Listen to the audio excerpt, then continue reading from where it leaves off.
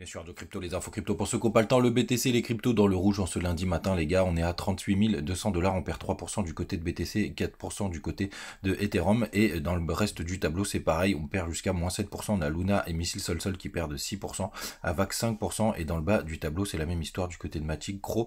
Et la pire contre-performance, c'est du côté d'Atom qui perd 7% ce matin. Les gars, aujourd'hui, je vous l'avais dit dans le titre d'hier, on va parler de ceux qui se préparent à gagner beaucoup d'argent pendant que le marché tremble, puisque là c'est une bataille psychologique. Le crypto fear and greed, il est à 23 dans l'extrême peur, et les gars, il faut surtout pas que vous oubliez qu'il faut faire l'inverse que ce que fait la masse du marché. Donc ça veut pas dire qu'on va pas continuer de baisser, mais dans cet esprit, il y a tous ceux qui pratiquent du DCA qui sont en train de se gaver. Si jamais vous croyez vraiment au concept du BTC et des crypto-monnaies en général, évidemment par la suite vous serez récompensé. Donc le fond du BTC, pour moi, il est grand maximum à 20 000 $, et dans la réalité des faits, moi je l'imagine plus justement sur cette ligne là à 28 800 $, avec pourquoi pas une mèche qui vient chercher les stops jusqu'à pourquoi pas 26 000 et des liquidations, puisque vous voyez, ça a été les anciens points bas de marché.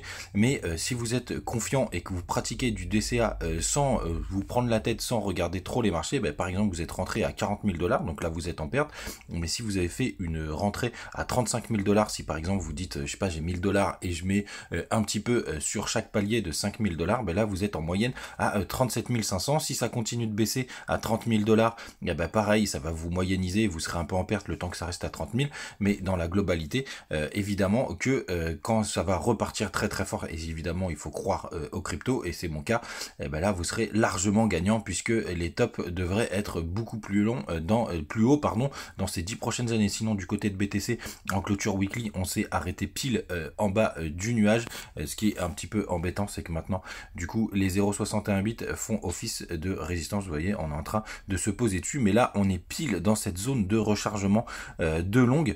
Vous voyez, hein, ça c'est toujours la zone de rechargement entre les 0,61 bits et les 0,78,6. Putain, j'ai toujours du mal avec celui-là, donc ça peut repartir derrière.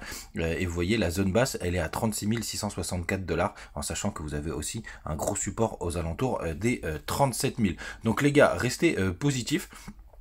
Puisque évidemment, comme je vous disais, sur du long terme, moi je considère qu'on sera forcément gagnant, et c'est pour ça que je suis pas trop inquiet de ces variations de marché. Et si vous avez froid, oubliez pas, vous pouvez faire un peu de minage comme le présente cet article, puisque ils ont trouvé un système pour chauffer les maisons grâce au minage. Faites attention à vous, passez une très bonne journée et à demain.